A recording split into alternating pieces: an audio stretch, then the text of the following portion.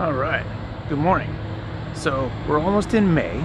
May's a pretty cool month. There's a lot to celebrate in May. Now you got Mother's Day, Memorial Day, Cinco de Mayo. If you're a sci-fi geek, even May the 4th.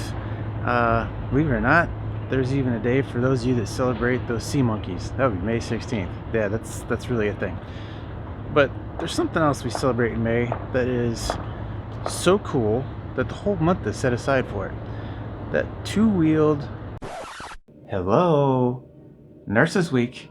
How are you a hospital employee? You remember National Sea Monkey Day, but you forgot Nurses Week? Really? Bonehead. Ultra utilitarian invention called the bicycle. Yep, the whole month is set aside for the bicycle. Specifically as well, May 21st is Bike to Work Day. Now I thought, to celebrate this and to make a little bit scientific experiment out of this, I'm gonna bike to work the entire month of May, and I'm gonna take some vital statistics this weekend: FTP test, my body weight, resting heart rate, blood pressure, maybe anything else I can think of. Currently I'm trying to talk my way into the Human Performance Lab at Fresno State to maybe do a VO2 max test as well. Not sure. But the reason I'm talking to you here outside on campus is that a lot of people shy away from cycling to work for various reasons. One of the main ones being security of your beloved two-wheeled machine. I totally get it. There's some pretty expensive machines in our house that I would hate to see leave my possession involuntarily, shall we say. So check this out. On campus downtown here, we have a cage that, let me turn the camera around. All right, check it out. We got a proximity reader right here that gets us in. There's your first layer of security. Look at that. Bike rack inside the cage to lock your bike to. You even got an easy up to keep your pride and joy in the shade. But wait, that's not all. There's a third layer of security. Check it out right there. Security is watching. 3-layer security for your bicycle. So now, that's not the only place down here where we've got security. And let's go. Okay, so just like that, we're across campus. I'm gonna turn the camera around for a second. And check this out. Another proximity reader. And we're in. So this one is actually inside the new parking structure on the bottom floor here. But there's plenty of room. This bad boy is huge, and somebody is already using it, making me so proud. If you know whose bike that is, give them a high five for me. And there's security watching over your pride and joy right there. So you're good to go. Now, something to keep in mind in here in these cages is that the doors don't close behind you. So you got to make sure that you close them securely. And just like that, their bike is now secure again. Now, make sure those of you at Fresno Heart and Clovis Community don't feel like you're left out. Let's take a trip out there. And just like that, we're at Fresno Heart. And pretty cool back here by the, I think this is the physician's parking back here, maybe, and like a loading dock. We got a couple bike lockers. Let me flip you around real quick. And a couple bike lockers. Ta-da! There's security watching again. So a couple layers of security there. And the other cool thing out here is you're just right across the street from Woodward Park and a nice leisure ride through the park on your way home, or that's your lunch, whatever. So let's take a quick trip out to Clovis and see what they got going on out there as far as bike security goes. Well, Thanos got nothing on me with that snap. Just like that, we're out at Clovis Community. Now I'm going to turn you around. We got 4 brand new bike lockers right in a row, well marked. And right up there in the corner of that building, you can see security is watching and overseeing these things. Now, we zoom in a little bit and you look at the handle here. You can kind of see how these guys line up. Throw a lock in there to secure the handle so it can't turn, and your bike is good to go inside. That should take care of all your security needs as far as keeping your bike secure on the job. Wait, we're not done at Clovis. While I was exploring the campus and walking around a little bit, I found a hidden little treasure. Let's turn you around. Look at that. A whole room just devoted to bicycles. Check it out. Nice rack space. Directions right there for racking your bike to the rack. All right. So, and again, make sure the door closes behind you. So there are your security options for your bicycles on the major campuses in our organization. Welcome to the first bicycle commute of the month. Now, we've already talked about security of your bike being one reason people don't like to commute by bike. Another one we hear all the time is that I'll be all hot and sweaty when I get to work. Well, I got two different strategies for you to get around that.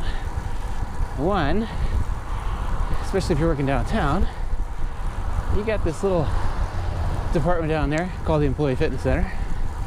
In said Employee Fitness Center happens to be a couple locker rooms, so you can change when you get to work, and happen to have 3 showers in those locker rooms.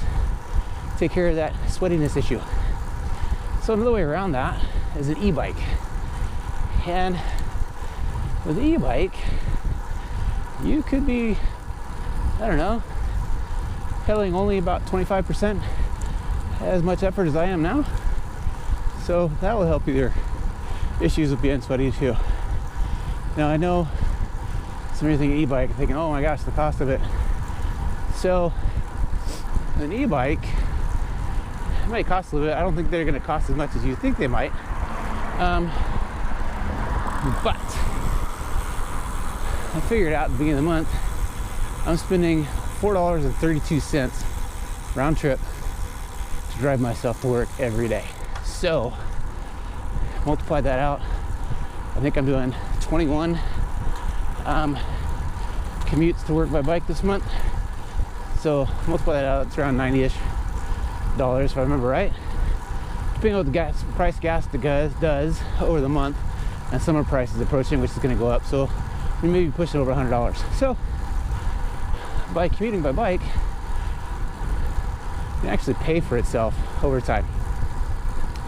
Now, the other thing with e-bikes is e-bikes come in whatever style you want. Cyclocross, mountain bikes, beach cruiser, road version, whatever your style is, there's an e-bike out there to fit your particular style and groove. Thing you might want to consider, kind of important deal when commuting, is route planning, scouting out your route, Google Recon. Some of the factors that go into finding a good route, obviously traffic pattern. Try to find some place with nice wide bike lanes or wide shoulders. Easy traffic. Think about time of day you're traveling, what traffic patterns are like that time of day in those areas. Are you looking for smooth roads? Are you looking for comfort? Oh wait, this is Fresno. Now, something else to consider is that my commute, depending on which way I go, is around about 10.5 miles one way. So I'm looking at 21 miles a day. Now, I ride a lot. I got a tougher tush than most. However, I'm not going to do 21 miles in the saddle in a day without the comfort of cycling shorts. Now, yeah, if you look in a pair of cycling shorts, you'll see that little bit of a padded chamois, and yeah, that helps a little bit. But the big thing with cycling shorts is that there are no seams running through your, let's call it undercarriage. Anytime there's a seam running through that part of your anatomy, there is a chance to chafe and get some sort of hot spot, irritation, discomfort. So that being said, cycling shorts are supposed to be worn commando, no chonies. Because anytime you're wearing chonies, you just added seams to the equation and a place to chafe and all that kind of stuff. So that's a no-no. Another thing you can consider on your length of commute, besides cycling shorts for comfort, is chamois cream, and chamois cream just rub on the chamois and put your shorts on. It's a little bit of a lubricant. If you're thinking of going the cheap route and petroleum jelly will work, don't do it. Petroleum jelly can clog pores, which can create a boil or a zit in a place you really do not want it.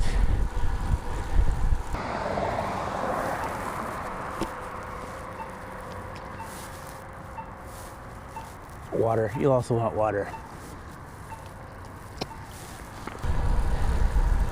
I would also invest in a tire patch kit for your bike and know how to use it, and carry a couple spare tire or tubes. Don't know that you can call an Uber with a bike rack in emergency. Might be a thing. If you're commuting in the dark like I am before work or before dawn or after the sun goes down, light colored clothing is a must, as well as lights. I got a nice strobe tail light on back that very bright, very obnoxious. Nice headlight going forward, not just so I can see stuff in the road and that sort of thing, but can be seen by cars as well.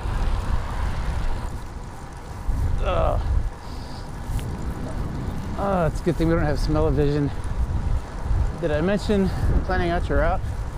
Yeah, the smell coming from Bingo Donuts back there is pretty brutal, and you consider that we're basically riding a fasted workout this morning. And donuts tend to be my dietary weakness. Love those pastries. So we're gonna get the heck out of here. So again, plan your route.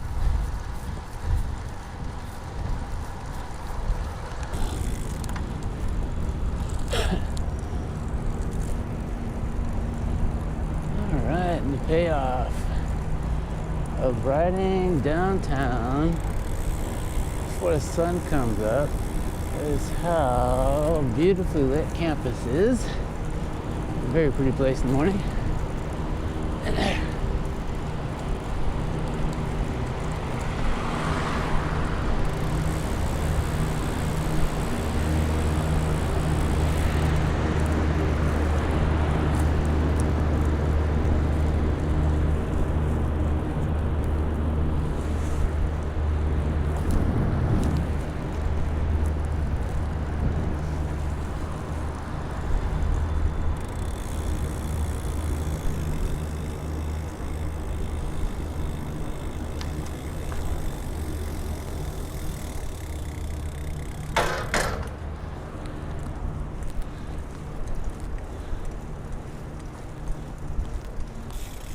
And we made it.